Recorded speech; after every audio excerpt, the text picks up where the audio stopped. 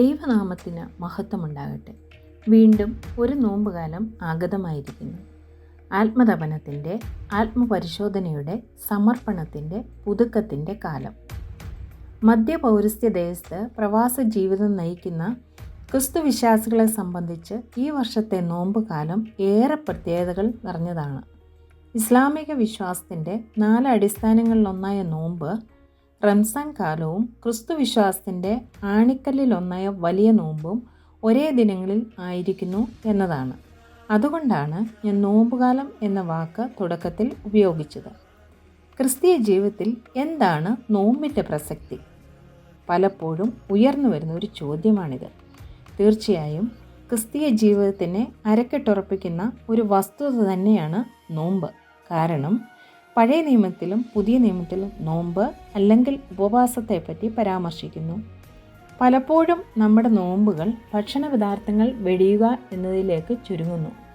ഉപവാസം എന്നാൽ കൂടെ വസിക്കുക എന്നാണ് അർത്ഥമാക്കുന്നത്. മനസ്സും ശരീരവും ഒരുപോലെ ശുദ്ധീകരിക്കപ്പെടേണ്ട കാലം, പ്രത്യേകിച്ച് നമ്മുടെ നാവിനെയും ഇന്ദ്രിയങ്ങളെയും നിയന്ത്രിക്കേണ്ട നാളുകൾ. ഉദാഹരണത്തിന്, കർഷകൻ വിതയ്ക്കേണ്ട കാലമാകുമ്പോൾ മണ്ണിളക്കി കല്ലും കളയും കട്ടയും നീക്കി വിതയ്ക്കായി ഭൂമിയെ ഒരുക്കുന്നു. ഇതേ പ്രക്രിയ തന്നെയാണ് ഓരോ വ്യക്തി ജീവിതത്തിലും സംഭവിക്കേണ്ടത്. മനസ്സിലെ മാലിന്യങ്ങളെ നീക്കി കഴിഞ്ഞുപോയ കാലങ്ങളിലെ വീഴ്ചകളെ തിരിച്ചറിഞ്ഞ് മനസ്സിനെ ഒരുക്കി നല്ല വിത്ത് വിതയ്ക്കുന്ന കാലം.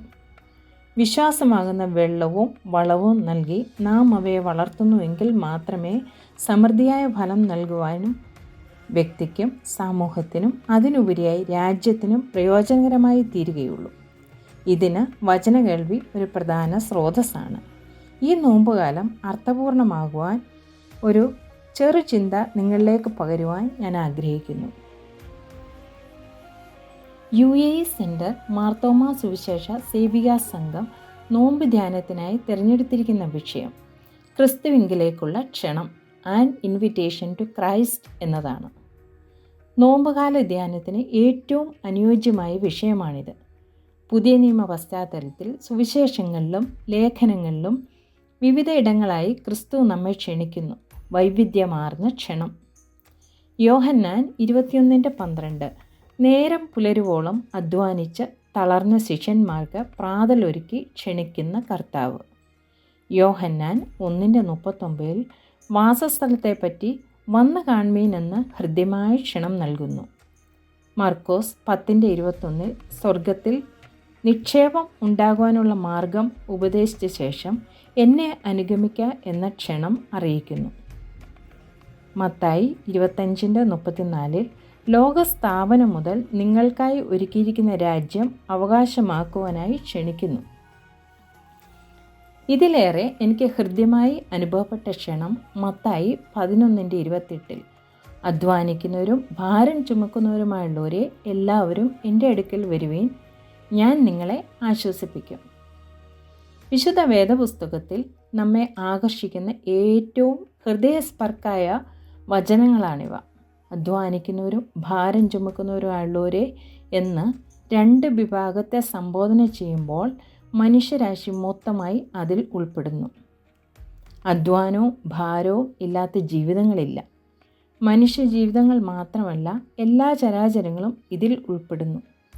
വാർത്താമാധ്യമങ്ങളിലൂടെ കണ്ണോടിച്ചാൽ ജീവിതഭാരമേറി താങ്ങാനാവാതെ മറ്റുള്ളവരുടെ ജീവിതം അവസാനിപ്പിക്കുന്നവരുടെയും സ്വയം ജീവിതം അവസാനിപ്പിക്കുന്നവരുടെയും വാർത്തകളാണ് നമ്മുടെ ചുറ്റിലും.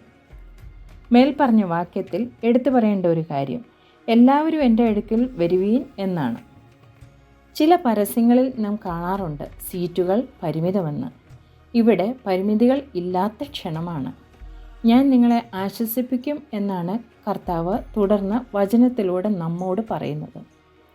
ഇന്ന് നീർന്ന മനസ്സിന് ആശ്വാസം തേടി ഓടുന്ന കാലത്ത് നിത്യമായ വചനത്താൽ നമ്മെ ക്ഷണിക്കുകയാണ്, എല്ലാവരും എൻ്റെ അടുക്കൽ വരുവീൻ. ഈ നോമ്പുകാലം കർത്താവിൻ്റെ മാധുര്യമേറിയ ക്ഷണം സ്വീകരിച്ച് ജീവിതഭാരത്താൽ നീറുന്ന പുകയുന്ന മനസ്സുകൾക്ക് ആശ്വാസമാകാൻ ഈ ക്ഷണം ഉതകട്ടെ എന്ന് പ്രാർത്ഥിക്കുകയും ആശംസിക്കുകയും ചെയ്യുന്നു. ഈ നോമ്പുകാലം വചനത്താൽ അനുഗ്രഹിക്കപ്പെട്ട 30, 60, 100 മേനി ഫലം കായ്ക്കുന്ന വിത്തുകളായി തീരുവാൻ നമുക്ക് സ്വയം സമർപ്പിക്കാം. ദൈവം നമ്മെ അനുഗ്രഹിക്കട്ടെ.